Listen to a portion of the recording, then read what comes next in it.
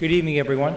My name is Greg Valiakonis, and I'm the Dudley Town Administrator, but tonight I'm serving as the moderator for Candidates Night. Thank you for being with us this evening. Appreciate those who are here. As the first order of business, I'd like to recognize anyone who is running for public office and is running uncontested. So if anyone is here and they're running for public office and they want to introduce themselves and say who they are, I'd like to give you that opportunity to step up to the microphone and introduce yourself to the public.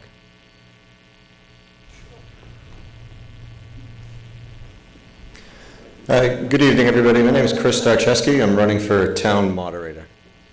Great, Chris. I'm glad that you're here. Pleasure to be here. Thanks. Thanks so much. Anyone else? Okay. So the purpose of tonight's meeting is to meet the candidates for Selectmen. And so we've had, this is the second candidates night that I've been involved with. And typically they take on significance when there's a contested seat. And in this case, Peter Fox, after many years of outstanding service to the town, has decided he's not going to be running for re-election. And two gentlemen have taken out papers and wish to fill that vacancy, and that's the reason why we're here and why the public is here this evening, is to find a little bit about the candidates. So the format is going to be for each of the candidates to give an introductory statement. Then what we'll do is we'll provide for some questions. Questions are encouraged from the audience, but I do ask that they be asked through me. And they're also encouraged from viewers at home. So viewers at home can participate by using the hashtag on Twitter, Town of Dudley. So hashtag Town of Dudley on Twitter. And you can also email your questions to me while I'm standing here at administrator@dudleyma.gov. So that's administrator@dudleyma.gov. And what I will do is I'll get those questions and I'll ask them of our candidates of selectmen. So it should go pretty smoothly. Don't be afraid to participate in the process. That's a little bit different that we've had. So again, what's going to happen is each candidate will be given an opportunity to introduce themselves, tell you a little bit about their background and who they are and what they do. We'll have some questions, and at the end, we'll wrap it up with each candidate giving a closing statement. Kerry, you're first up. Thank you. My name is Kerry Siganevich Sr. I've lived in Dudley most of my life. I'm a product of the public school system here. I've graduated from Shepherd Hill Regional High School in 1988. I went on to Nichols College right here in Dudley, Massachusetts. I have an accounting degree. I live right here on Airport Road where I'm raising my family. I've been a member of the FAA board here in Dudley. I'm presently the chairman. I started out just on the board. I was then voted to be the vice chair by the members of the board, and now I'm the chairman. I've been there for six years. And what we do on the board, we advise the town at the town meeting how they should vote on the various articles on the warrant, on the budget, what we should spend money on, what we shouldn't spend money on. That's what we do. Some of the things that we've done over the past 6 years, just to give you an idea, we've maintained a lot of the things that make Dudley, Dudley, a lot of the amenities that people in Dudley expect. Our tax rate right now is pretty low. Our average single-family tax bill is right, specifically today, we're at 333 out of 351 communities, which is, that's about as low as you can get. We haven't had to do anything like lay people off or turn off streetlights or anything like that. We've been able to maintain things. We've recently been able to reopen the town beach. But going forward, there are some things. Dudley's a great community, but we need to tweak a few things. We need to do some things about the roads. In the time that I've been campaigning, that I've been getting signatures and reaching out to people at various events, whether it was the Easter egg hunt, I attended a firefighter training at the Little League parade. I've been asking people, what do you like about Dudley? What do you want to keep? What do you want to change? What do you wish you could tweak a little bit? And one of the big things that came out was, geez, the roads this winter weren't that great. Well, I've come up with a snow plan, and I just recently added it onto my campaign page on Facebook. We don't really have to do much. We just need to tweak little things like that. One thing that we also need to do is we really don't, as I said earlier, our taxes are really low. We really don't need to cut too much. What we do need to do is we need to focus on bringing revenue into town without reaching into the pockets of the people. We need to look at businesses. We need to look at to bring in businesses into town that are going to add to our revenue. And that's one thing I'd like to work on as a selectman. And also,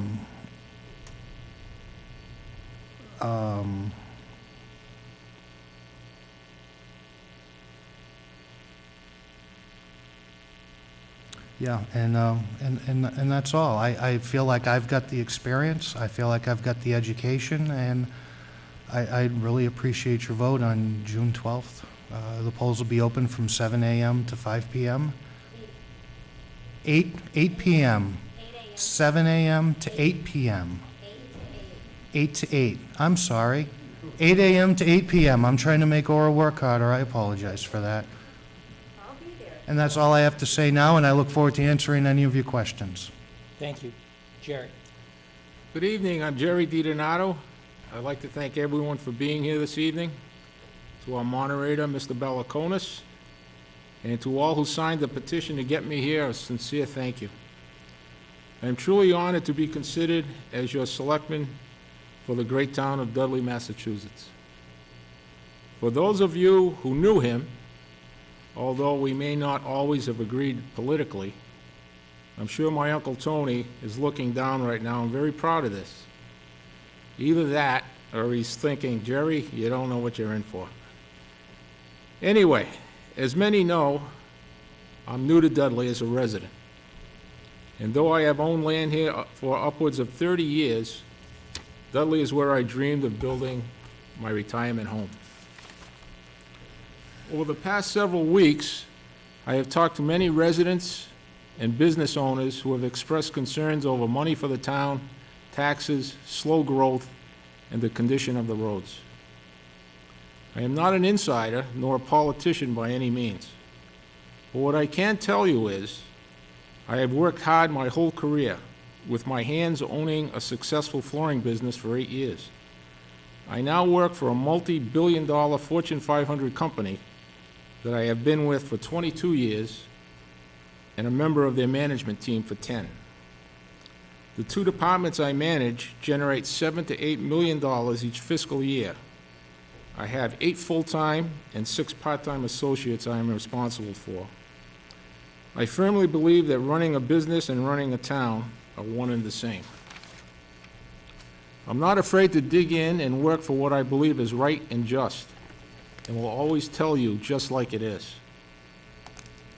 What Dudley needs is a candidate with a fresh set of eyes, a candidate that offers new perspectives, a candidate that offers new ideas to increase revenue and prosperity, a candidate with proven management skills. Perhaps someone on day one, if elected, will perhaps ruffle a few feathers, raise a few eyebrows, ask questions that need answers. And perhaps someone who is approaching retirement and can give the town full time to steer Dudley in the right direction. I believe that candidate is me and hope to secure your vote on June 12th. For those who would like to know more about me and what else I have done in my 47 years in the workforce and how I serve my country, go to DiDonato for Dudley on Facebook, or after the meeting, I'd love to talk to you. That's it. Great, thank you very much. Again, I just want to remind the public that may be watching at home, please participate by using the hashtag Town of Dudley. Send us your questions. I'd love to be able to read them here this evening, and I promise I will not use your name on the air. First question to be requested is for you, Carrie. Many citizens nationally say that government doesn't work for them. What do you see as Dudley's, Dudley's municipal government working for its residents, and what improvements would you make? What improvements would I make? What improvements would you make, and do you feel that Dudley's town government works for its residents? I do feel that Dudley's town government works for its residents because in the time that I've been here, the 6 years that I've been here, we have open meetings where residents can come and things like this where residents can communicate. Not only can residents come today to ask questions in person, they have the option of calling in. They could email, they could tweet questions.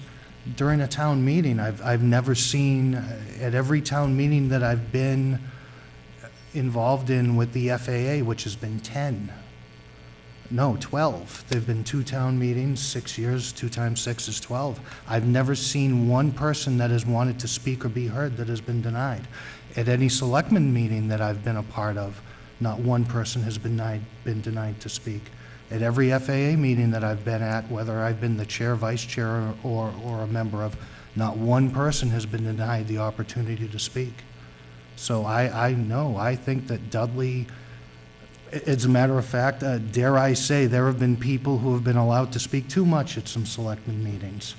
I know the town of Dudley works quite well for its residents, in my opinion. Thank you. Jerry, same question. Does Dudley's town government work, and what improvements would you make? Well, for the people that say that the government doesn't work for them, what I'd like to see is a bigger turnout in the meetings. From what I heard, just the voting alone on selectmen, you probably get about 10% of the vote. 10% of the people come to vote. I'd like to turn that around somehow and get people more involved. I'd like to turn the revenue around and attract businesses, and if you generate more money, you can give more things to the people to keep them happy. Great. So one of the things that, next question is for you, Jerry. Many people think that the rules governing Massachusetts cities and towns are too strict. How do you think they could be changed to meet the needs of Dudley in 2017? And are there particular areas of state law that you see infringing upon the job as a selectman in the town of Dudley?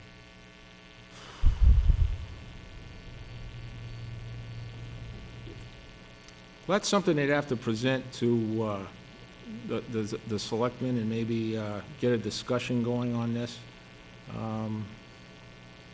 Yeah, I don't know what else I could say to that. Okay. Carrie? Would you mind repeating that? So, do you think the rules governing Massachusetts cities and towns are too strict? And how could they be changed to meet the needs of Dudley in 2017? Could I give you 2 examples? Yep, sure. One example would be an unfunded mandate that we've had to deal with involving out-of-district vocational school students. What happens is if a student wishes to attend a vocational school that's out of district, let's say it's a program we don't offer, like a forensic program or an aerospace program, and Bay Path doesn't offer it, but yet a school that's 50 miles away offers it, and that school accepts our student, we have to pay not only the tuition, but we have to pay the transportation back and forth, which could be tens of thousands of dollars. And if not only one student is accepted to that, let's say 5 students are accepted to that, we have to foot the bill. So that's an unfunded mandate. We're mandated to have that, but then the state says, no, we're not going to pay for it. That's one example of a rule. And another example is the Chapter 70 school funding where, I could go on for quite a bit on that, but I'll just give you the Reader's Digest version where the state basically says you have to pay more than what you're allowed to raise your taxes by for school funding, which then impacts the town side funding, which makes it difficult for us to balance our budget. Those are the 2 things that I could think of right off the top of my head. I just wanted to be upfront. I forgot to ask the original question that I had was, where do people find out more information about each of your respective campaigns, Carrie? I have a Facebook page, elect Kerry Siganevich Sr. for Dudley Selectmen. Okay. And I apologize, Jerry, could you restate where people find out more about your campaign also? It's DiDonato for Dudley on Facebook. Thank you very much. That was a question that came from the public, so that's why I wanted to sneak it in there. Carrie, the next question is yours. Dudley struggles to find persons to serve in elected and appointed offices in town, boards and committees. What would you do to encourage residents to step up and serve their community? Well, one, I'd like to see something advertised on our cable access page. For instance, my board, the FAA board, we have 3 members currently, and we can have 9. So there's 6 openings just on that board. I can't imagine how many openings are on other boards. And currently, other communities offer a stipend, whichever way you want to say it, and we currently do not. I don't know if that's something that's feasible given the current budget situation, but if that's something that we could do, it would be nice. However, those are 2 options, but. Great. Jerry, what would you do? Dudley struggles to find persons to serve in elected and appointed office, town boards and committees. What would you do to encourage residents to step up and serve their town? Well, you got to advertise. Like Kerry said, you have to put it on our webpage,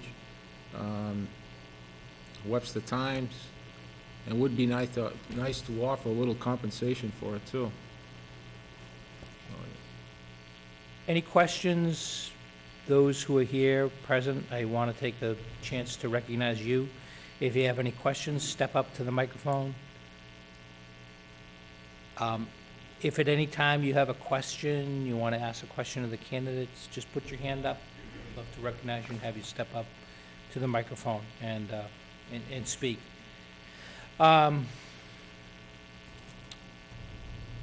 Jerry, the next question is yours. Do you feel that Dudley is a good value for its residents? And what would you do to cut costs if given the opportunity? I think Dudley is a good value for its residents. The only thing I can say is I don't know how long it's going to last. I mean, new fire station, we want a new high school. It takes money, and as in retail, sales solve everything. We really have to attract new businesses. We have to get our revenue up. I have a lot of ideas for that. I'm going to put it on my Facebook page, and that's about all I got on that one. Great. Carrie, the same question. Do you feel Dudley is a good value for its residents? And what would you do to cut costs if given the opportunity? Dudley is an excellent value for its residents. I've been working on the budget for the past 6 years. I've watched, geez, we've cut everywhere we can cut. There's just no more to cut, and we do need more revenue. I was just speaking with John Breyer. He's a member of the Economic Development Committee. We were speaking a couple weeks ago. He has some excellent ideas for new business right down on Schofield Ave. We were actually speaking about how a craft brewery, if that was situated on some area in Schofield Ave, and how a craft brewery specifically brings other businesses to the area, and how they're well-paying jobs. To give you an idea, Treehouse, which is moving over to Charlton, they're excellent paying jobs. They're giving their employees free health insurance. They're paying for their health insurance. Their vacation time is negotiable. It's like 1950s union positions all over again. It's a wonderful idea.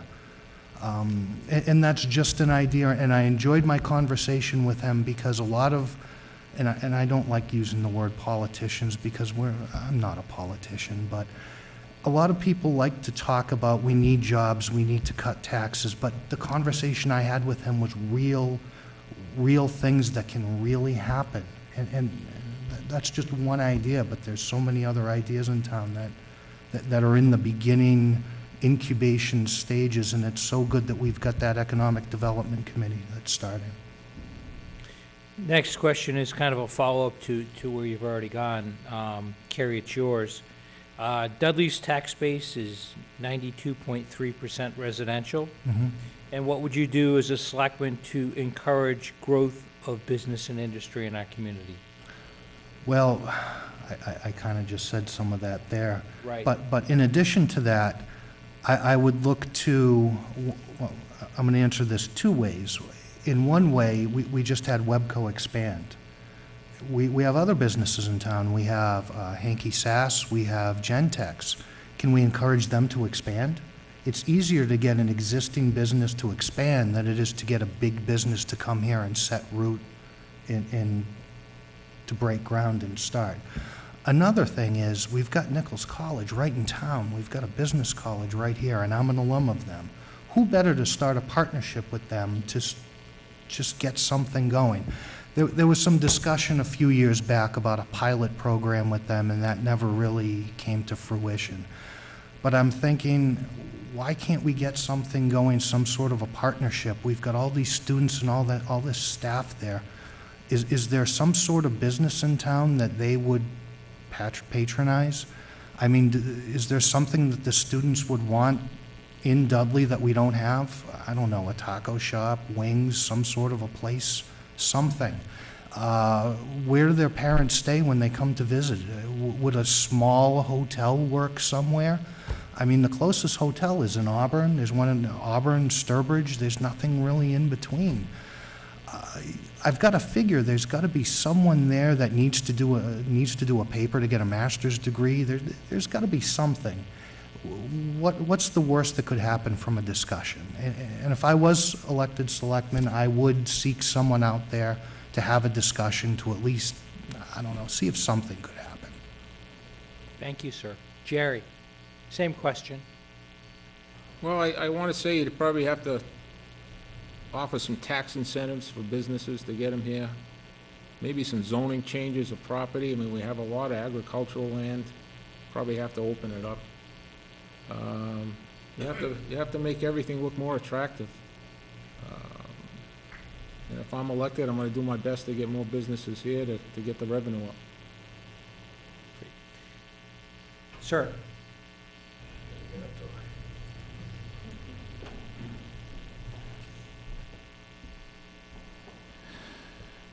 My name is, wow, that's loud. Let me back up. My name is Paul Joseph. I'm a selectman here in Dudley. I have two questions, but I'm only going to ask the first one now. The area of West Dudley, from West Main Street out to Quinnebog, and then up to the Southbridge line, is underutilized. Mm-hmm. There are a number of things that would have to be done in order to make those two roads a corridor for businesses. So my question to each of them, through you, Mr. Moderator, is what would they do, whether it's sequential or not, but what would they do to develop those two stretches of road to bring in more business and more clean industry to help us spread out our tax base? I think the question is pretty clear. Jerry? Well, that's where you gotta work with your team members, with the other selectmen on that one. I would do whatever it takes. I mean, if you gotta get business in this town. Well, we need money. Whatever we gotta do, we gotta do. That's all I got on that. Carrie? Okay, I would look at what's the existing zoning there and what are the existing businesses there. Off the top of my head, there are a few different businesses there that, if memory serves me right, there's a fiber optic company, there's a warehouse type business with some space available that I'm not sure what they do. If memory serves me right from the previous selectmen's meeting with Dave's Way, the state had some issue with some curb cuts with the houses, with the development and those 3 houses that are landlocked. So we'd have to see what can be done? What can we do? What's possible to be built there that isn't already there? Well, first of all, what's there now that can be utilized as far as buildings? What's available, and what can we advertise? One thing that Mr. Breyer had said was he wanted to have a page on the website of what was available for industrial and business property to make people aware of it. Someone's looking to open a business, they need X amount of square feet that's zoned something, what can we put in? As far as dock space, ceiling height, even electrical service, sewer, water, what's available. And again, going back to my prior comment about working with Nichols College, what's going to work? What kind of a study? We seem to have some small little boutique tech kind of stuff going on in Dudley. Between that fiber optic piece, we've got that ASAP company on Schofield Ave. We've got Hanky Sass with the scopes. Maybe that sort of thing is something that's going to blossom in Dudley. Maybe it isn't. Maybe it's just those things. Who knows? But I really think a study with Nichols to see what's going to work. Maybe a little mini hotel over there. Maybe a wing place. Maybe the craft brewery goes over there. Maybe it doesn't. Who knows? Maybe people in Dudley are going to want marijuana retail. Maybe that's going to work over there. Who knows? I think we need to plan. Thank you. I just want to, again, encourage the public, Town of Dudley, hashtag Town of Dudley, to ask your questions, and I'd really love to hear from you, Dudley, so please let us know. Carrie, next question is yours. The town is faced with mandates under the state required education formula to increase its school spending by $500,000 for the fiscal year beginning on July 1st, and that's called the required minimum contribution. This leaves little or no money for other town services. What strategies would you support to ensure that municipal services are being addressed and have an opportunity to secure funding? Well, that Chapter 70 really puts us in a pickle. It really does. That was one of the two mandates I spoke about earlier, where the state says you need to spend this amount on your education, and that's it.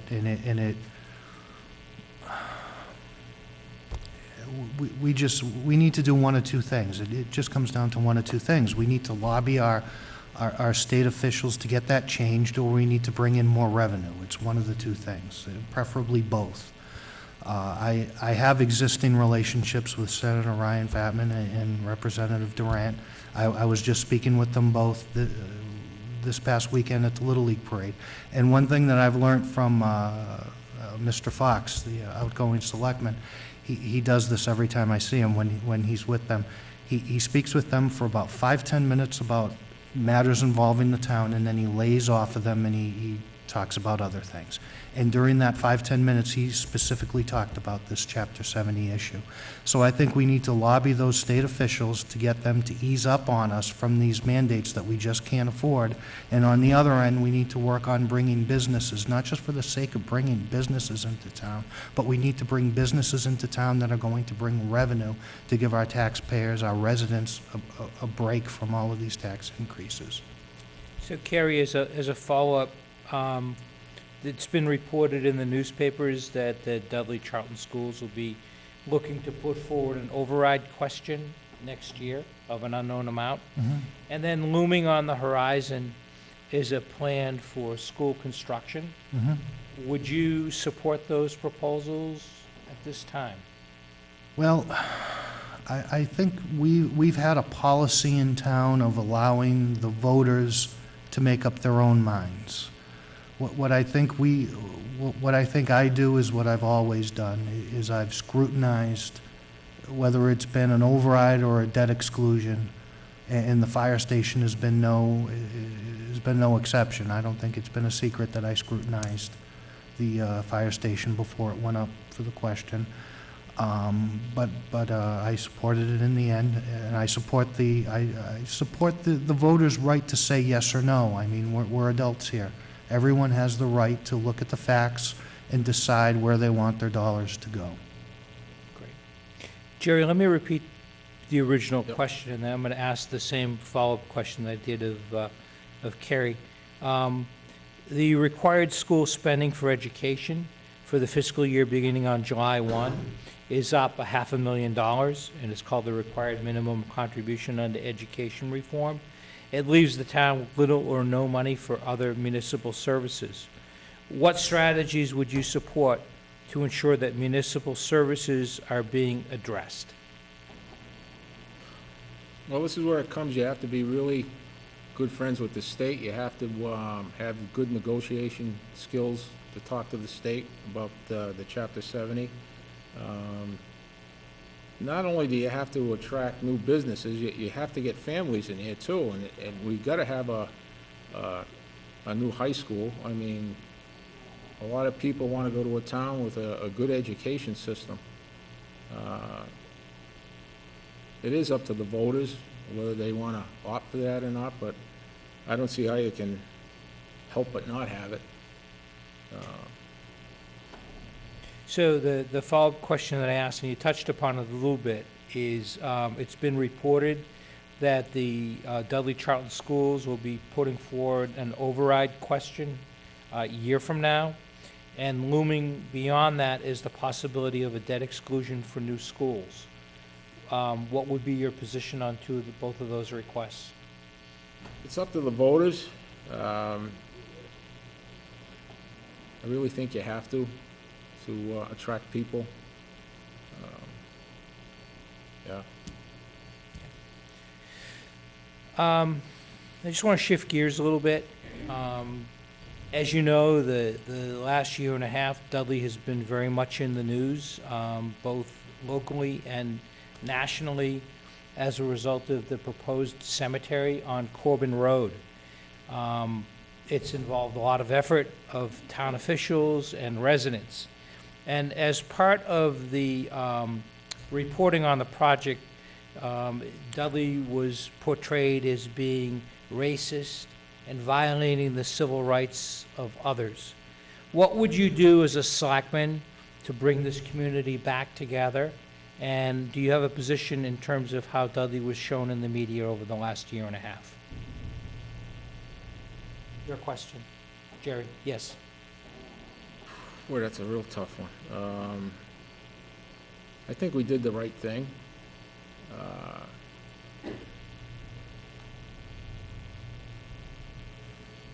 I think going forward, I have to agree that I don't think it was a good idea. I'm glad it's over. I'm sure the town will recoup after this. It'll just be a bad memory, really. There's a lot of waste of money on that one. Carrie, would you like me to repeat the question? Please. So, over the past year and a half, Dudley has gone through a difficult period with the proposed cemetery on Corbin Road. It was widely reported, both nationally and locally, Dudley being a racist community and violating the civil rights of others. What would you do as a selectman to bring the community together? And do you have a position in terms of the events over the last 18 months? Well, being the chairman of the FAA, I stayed out of it because being a town official, I had to be very careful because I did not want to make a comment that could put myself or the town in any jeopardy, whether good, bad, or indifferent. Now, before I would say anything about this, I realized that a lot of this took place within the confines of executive session. So I realized that there is a lot that went on that I'm not aware of. So before I would say anything on this, I would want to get up to speed with the other selectmen, with town council. I would want to read up on the matters that happened in executive session. And being the new member of the board, I would follow the lead of the other 4 members of the Board of Selectmen as far as being a part of the healing of the town. When I would just be 20% of the board, and I'm going to take this moment to tip my hat to them. This past year, I can't imagine what it was on them. I cannot imagine. But going forward, yes, we all need to heal, and like I said, I'd want to get up to speed, and I would take their lead and follow them and be a part of that.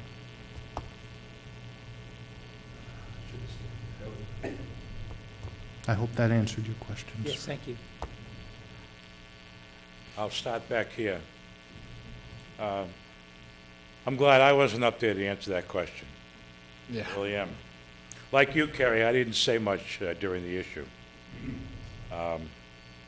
But you both have made statements in some of your last answers that force me to ask my second question.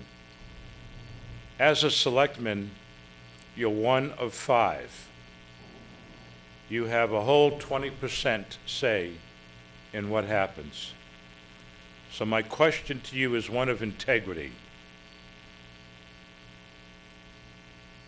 How do you build, how will you, how can you build consensus with your fellow selectmen and still pledge to maintain your own individuality? Thank you, Mr. Moderator. Jerry, we'll ask that one of you first.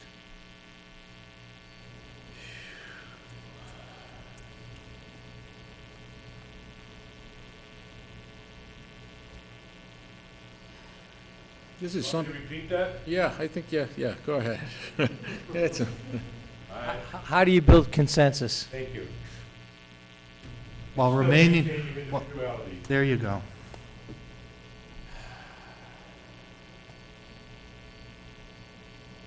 Well, there's where good communication skills come in, good negotiation skills, good management skills, good teamwork, good communication. I think that's it. Kerry, how do you build consensus and maintain your own identity? Well, I think this is where working with your board for the past 6 years comes into play, because I've gotten to know all of you. And actually, I've known some of you longer than 6 years. You're all different, and I'm different from you. Knowing your backgrounds and knowing where everyone fits in. Actually, where Mr. Ruda in his job, where he's the head of the communications with the state public safety agency, and where you're a retired education dean, and you've got that background, and Mr. Sullivan being the federal employee, and Mr. Marcy being the vice president of a multinational corporation, and then with my financial background, we just be all different, and we just all fit together as a puzzle, kind of as a puzzle working together. So we'd be all individuals in that way, and this is just me thinking ahead if I was to be elected. There's no offense to you, Jerry. In building a consensus, I mean, we've been working together on a budget for the past 6 years, and I mean, there's been no yelling, screaming, arguing. The budget is proof positive that we've built a consensus together. I mean, everyone's seen it at every town meeting. We've shared a stage together. I hope that answered your question. It's just that we'd be building a consensus twice a month at this table. Sir? Good evening, John Ruda, member of the Board of Selectmen. What is the role of a member of the Board of Selectmen? Kerry? What is the role of a member of the Board of Selectmen? Yes. I remember town council sitting in that chair when someone questioned him during a hearing, and he said that the Board of Selectmen is in effect the chief executive officers of the town. So actually, a member of the Board of Selectmen is 20% of chief executive officer of the town. Jerry, same question to you. Yeah, each selectman has the 20%.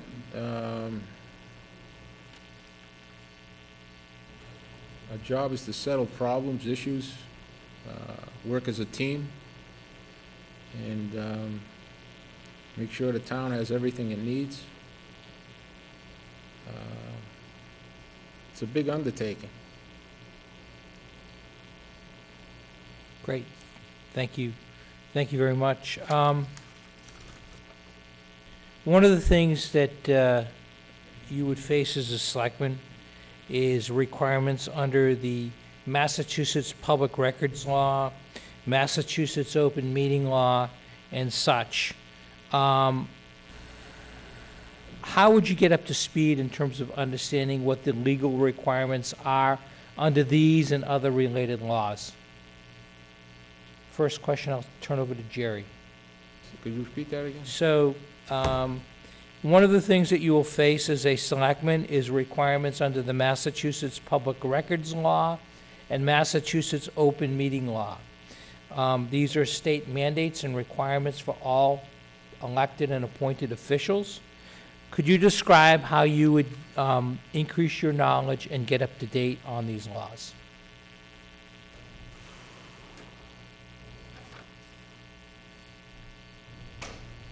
Well, the internet's a good source of information.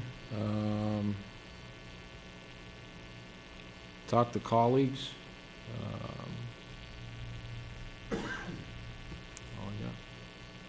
Kerry? I don't want to sound overconfident, but I'm already there from being on the FAA. We've had, I've gotten those notices.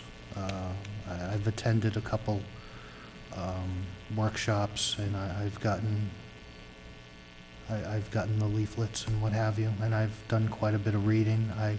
Someone had gifted me a book of some rules, Robert's Rules, and someone had gifted me some of those documents, so I read up. But I realize there's more that I'm going to have to learn, I'm sure. Or Finn, the town clerk, and I are always available. One of the things that She you're is.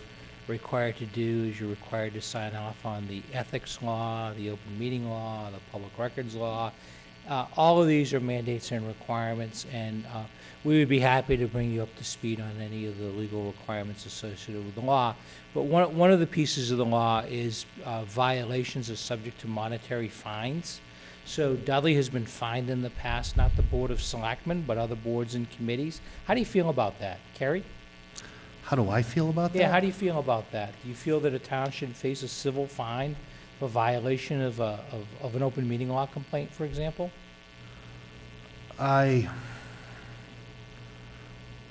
Honestly, I feel that the person who violated it should have to pay for it, because I mean, I've had every tool at my disposal not to, as an appointed official, I've had every tool at my disposal to make the proper decisions. There's no excuse, in my opinion. So no individual is responsible, and under the state, no individual has, or no board has personal responsibility. Those fines come back to the town. Does that change your position at all? Well, by the letter of the law, I understand the letter of the law. I understand that. However, it's one of those things that probably isn't proper. Jerry?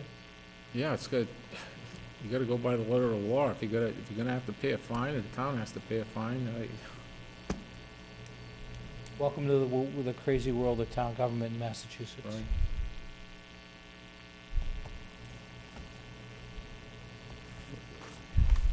What would you say to a member of our community that came to the town hall during the workday and found that the office that he or she were trying to access was not opened because of budgetary constraints? Jerry? One more time, let's do it, one more time. What would you say, or what would you say to a member of our community that came to the town hall during the workday to try to access a town service and found that that office was not opened because of budgetary constraints?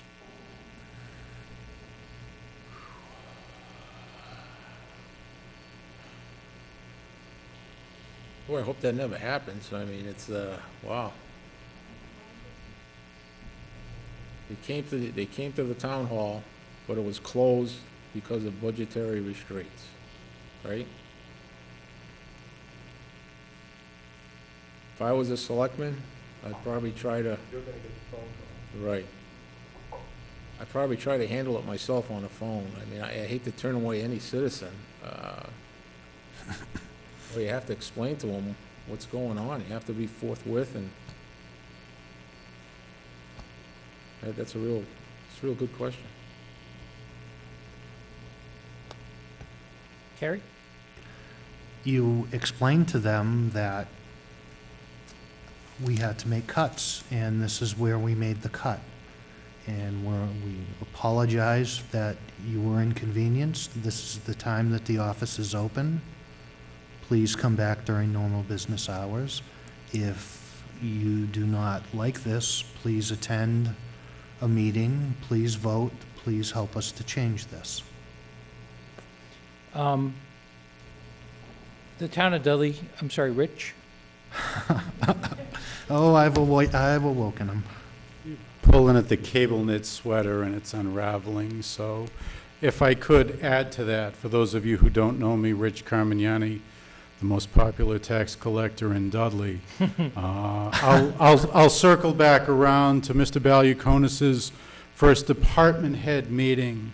And I want to say the first item on the agenda was know the chain of command. One of the things that he impressed upon us, those who sometimes close doors for whatever reason. Everybody understands there's no giant floater pool and cross coverage and what happened. I think the point, and it's not really a question, but I'd like your reaction to it, was know the chain of command. Normally there is some sort of notification for something like that, but ultimately 5 selectmen don't sit here waiting for a complaint to happen. If anything, they sort of go about their lives hoping that, like Mr. Ruda said, the telephone doesn't ring. So in a little different voice, knowing the chain of command and that you have an executive administrative assistant in the form of a very capable town administrator, Greg Ballyukonis, wouldn't that be your first telephone call? Rather than to make an uninformed statement or something like that. And this comes back from 5 or 10 years ago. There was a selectman who's not serving right now who made the statement, and the finger went in the air saying, we pay some great professionals. Maybe we get the answer from them before we make a statement to the public. How do you feel about that? We do pay some great professionals, Greg. Don't we? We do. We do. But in the end, if someone knows how to get a hold of a selectman, they get a hold of a selectman. If someone wants to get a hold of a selectman, they will get a hold of a selectman. And what do? You don't ignore them, you give them an answer. They're townspeople, they're taxpayers, and I'll tell you what, if someone gets a hold of me, I'm going to spend 15, 30 seconds of my time, and I'm going to give them that answer. It's polite as possible. Jerry? Yeah, I would spend the time with the person too. I mean, I'm just not gonna say we're closed, we had a budget cut, see you later. I mean, that's not the way you handle things. So, How do you feel if it were to be a town employee that came to you to complain about something that the employee had? Jerry first. go ahead, one more time. How would you feel if it was a town employee that came to complain to you about his job or about his supervisor?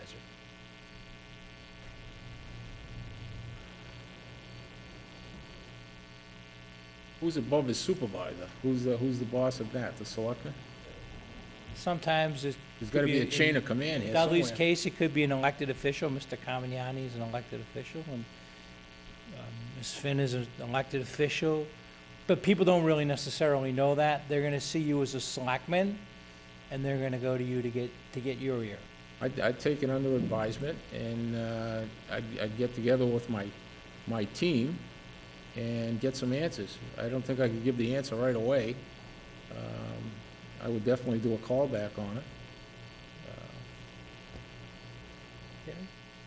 If elected, I'm going to find out about a lot of these what-if scenarios immediately, Yeah. because I am not going to be running around for the first 6 months with all of these situations going, what do I do? What do I do? Calling up Mr. Joseph, Mr. Ruda, Mr. Marcy, Mr. Sullivan, saying, or you, what do I do? What do I do? What do I do?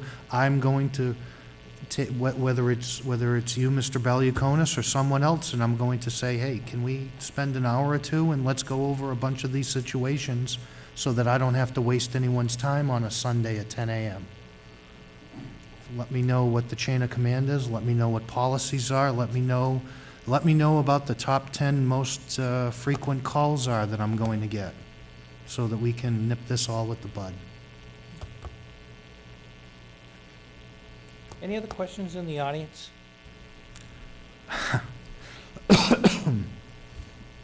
Pandora's box just opened. Oh, boy. Start to fly Oh, away. boy. Actually, I'll dovetail with what Mr. Joseph had made mention of, and I think both candidates had, we want business in Dudley. Obviously, more homes is not necessarily the answer. On a state level, you hear of certain successes from different cities and towns. They've gone through and done things. I mean, it's really helpful if you have 128 going through your town. You know, you really, things start to show up there. There's a few sections that just build their own revenue streams. But since we've identified a particular corridor, it's a state highway. I'd like to know a few things. The first one is, what would you put there? What kind of fits in Dudley? Everybody knows what Dudley is, their character and what have you. What's going to fit there? Or what would you like to see there? And this is the second part of the question.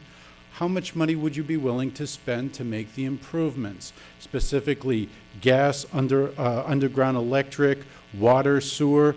Now, mind you, the train tracks that go through Dudley seem to go to a Webster sewer system and the Southbridge sewer system behind the Big Y.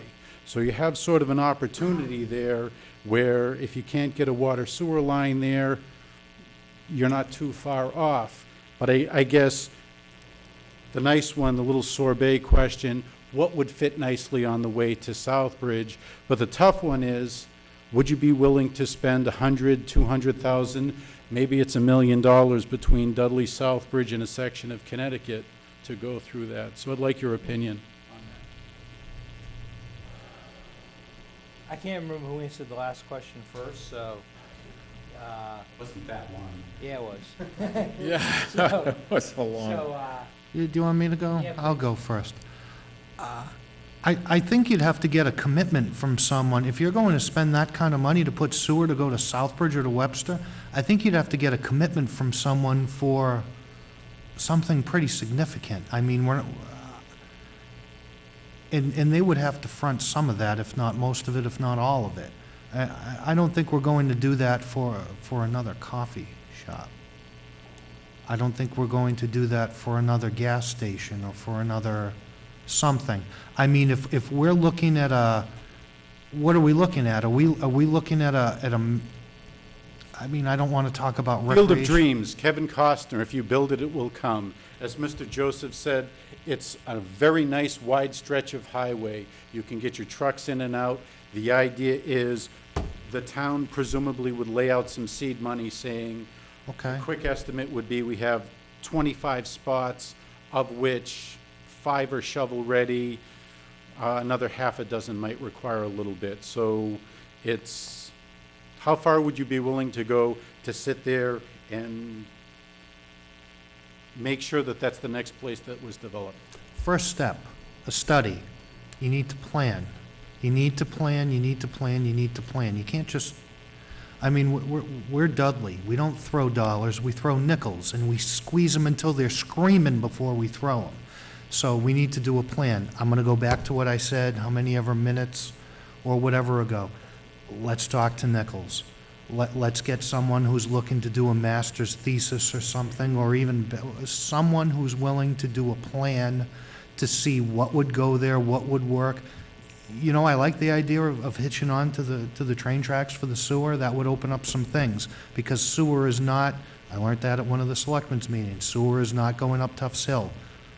And that we might hitch the sewer onto Dave's Way. That might make some more houses go up. Who knows? That might make other businesses go up. Maybe it would be that all elusive restaurant that people want, that's not around here, that other option besides the other place. I'm not even going to mention it just because I don't want to start anything. But, and you know, we're bordering on Connecticut. That might bring other people, that might bring money from Connecticut into us for other things. I like that idea, but like I said, step one is plan. Plan. And if elected, I'll tell you what, if elected, I'll march into Nichols. They get enough of my money. I'll go there and I'll talk to somebody over there. What are they gonna do? Say no? That's the worst thing they can do, is say no. It's like a junior high dance. You ask someone to dance, the worst thing they're gonna say is no. What do you think, Jerry? Well, you say field of dreams, and I'm gonna dream big. Let's get a little Home Depot in there. Get some construction going. We want construction. Those stores are money makers for the town and for Home Depot. I think that would be great.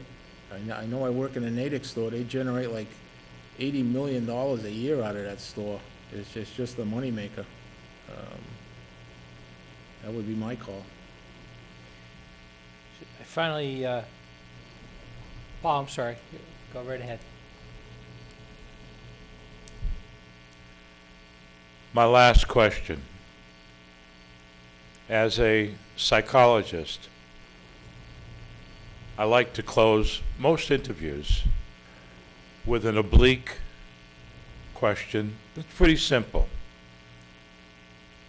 Through you, Mr. Moderator, I would like to ask each of the candidates if they would use two adjectives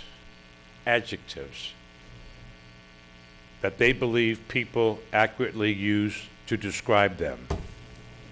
And then the second part, I would like them to use two adjectives that they prefer people not use to describe them. Mr. DiDonato.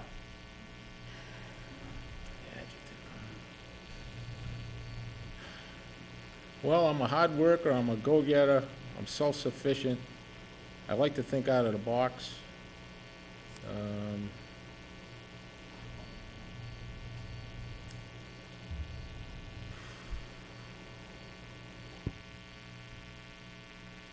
That's all I got.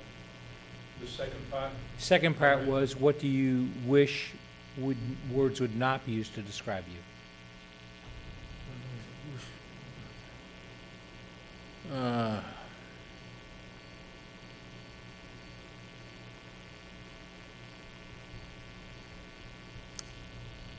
Not a go-getter, laid back, not serious enough. Thank you. Mr. Siganovich? 2 words, right? Two words, but you can, if you use more than 2, you won't be gavelled down. Good. I'm good. I'm going to go with sharp and ambitious. And that I prefer people not use. Yeah, I got thick skin. I don't care. Any other questions in the audience? We've been here for about an hour. Yes, please, step right up.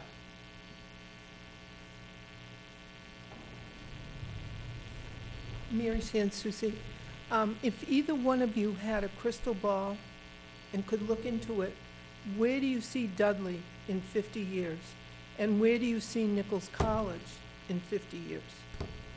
50 years. Carrie, I get that one? Carrie, you're first. 50 years.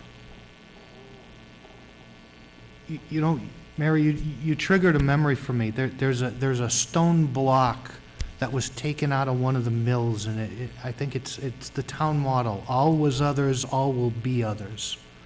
And I hope in 50 years that Dudley is still similar in character to what it is now, because I think that's what it means. We need to keep Dudley, and I think Dudley still has the same character. I'm 47 years old, and I think it still has the same kind of character as what it had when I was a little kid.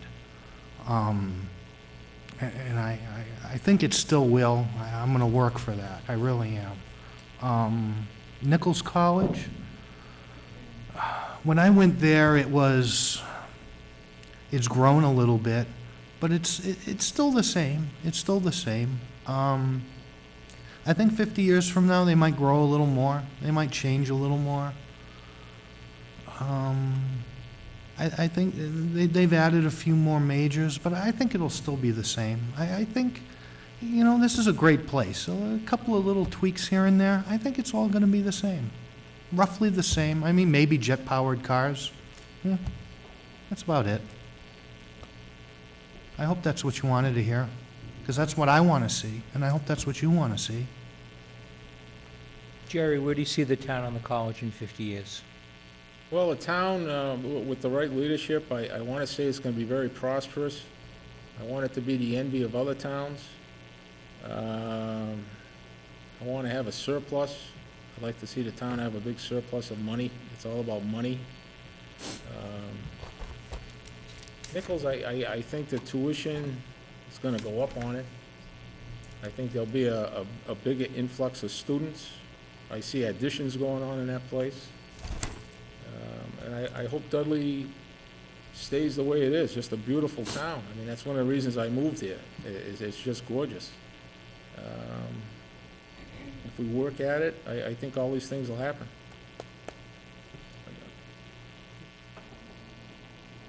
Yes. A memory is just triggered for me, and you asked where we might see ourselves in 50 years. I'm an interloper. I've only been here since 1980, and I was raised in Western Mass in Northampton. My oldest son is going to be 35 years old, and there was no place to take him to play. Throughout his years growing up, there were no activities, there were no parks, there was nothing going on. What would you suggest, and what direction would you move in for our youth of today? Because 50 years from now, it goes by in a blink of an eye, and at 35 years old, there's still nothing for our children to do, except our beach. We have a small playground outside. I'd like to know what you think you would do for our children. Jerry? Well, probably more activity centers, more places to see what they're interested in at a young age.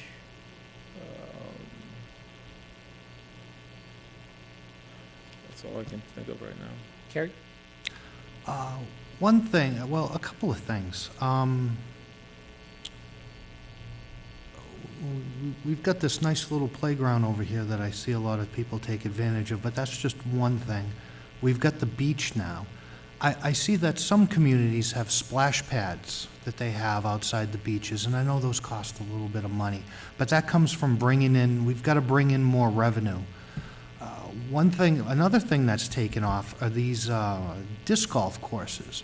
They've got some at some of the United States Army Corps of Engineer dams, like at Buffinville and Hodges. And I wonder if there's some property around somewhere in Dudley, like in the conservation land, that we might be able to put one of those up. They're not much money. I think each of those for a couple $1,000, and maybe somebody could do it as an Eagle Scout project. I know there are some hiking trails around. And again, Nichols College, a study. What can we do for cheap money? And I agree with you, because my kids, they weren't always big. They were little. Where am I going to take them? What am I going to do with them? And I'm trying to invent things. We're going to Sturbridge to pick apples, going here, going there. There really isn't much here to do, and I agree with you. I agree with you. When kids don't have something to do, they get in trouble. And we've been lucky. We've got a safe community, and let's keep it that way. And I hate to keep intertwining with things I've said earlier, but No, another study with Nichols. There's got to be something we can do with some of this land for not much money to get something going. A question that came to us from the public, and it was, what should the town's role be in dealing with people who are homeless or the less fortunate? Carrie, your question. What should the town's role be? Well, right now, we've got some people in the town hall I know that are helping out something called the Backpack Brigade. There's something set up in the police station, and I know there's having community meals, I think, on at least a monthly basis, probably more. The town's role, I'm not sure what the town itself should do from a government standpoint. I'm not sure what legal ramifications of that, but people in Dudley, they're generally a good, giving group.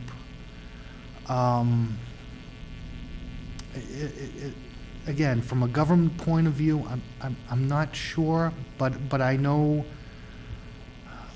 like I said, I hate to repeat myself, but I know people in the town hall. We're doing as much as we can here. I don't know how much more we can do, but if there is more we can do, I'm all ears. And Jerry, again, what should the town's role be in dealing with people who are homeless or less fortunate? I think that's so inexcusable that somebody is homeless and that we can't reach out and help them. There's got to be something we can do. That would take some research to find out what can be done, what legally can be done. I sure don't want to see anybody homeless or sleeping on a street corner somewhere. That's something we would really have to do some research on and find a solution to it. This is a good opportunity to educate as well as to respond to that question from the public. Lisa Berg, our town assessor, my wife, Laurie, myself, and other volunteers have formed a group called the Blessed Backpack Brigade. We left St. Andrew Babola Church and found the Webster Dudley American Legion so willing to do something for the community and host us. As a result of that, we serve meals, free meals, fellowship meals, on Wednesday nights from 5 to 6 p.m., and Michelle, for one, is there every meal. All served, all volunteer, etc. We have been serving between 100 and about 115 people per meal. We also provide supplies, not just to the homeless, but also the needy, the unemployed, and the underemployed. And it's everything from, literally, from tents to backpacks to toiletries, canned food, and clothing. One of the things that we are doing is we are, through Michelle, we're going to get elected officials in Dudley to serve one of the meals on a Wednesday night at the American Legion. And I'm on the agenda to go before the Webster Board of Selectmen to ask their elected officials to do the same thing. I will tell you this, there are a lot more homeless encampments in this town and Webster and Oxford than people think. And I'm also going to tell you that 1 week ago, today, the first woman, the first homeless person who ever came to us for assistance, for materials she needed. She was living by the railroad tracks in a shelter made of old railroad ties. She was the first person and the first female, Tracy. And I want you to know that she was found dead a week ago today on the railroad tracks. And we are still looking for an autopsy, a coroner's report to find out what happened to her. It's out there, and the town can do something by supporting the Backpack Brigade and any other meals that are available. I know that we've had several articles in the Webster Times, and I'm grateful for that. So the town can informally do whatever it wants to do, because these people are out there.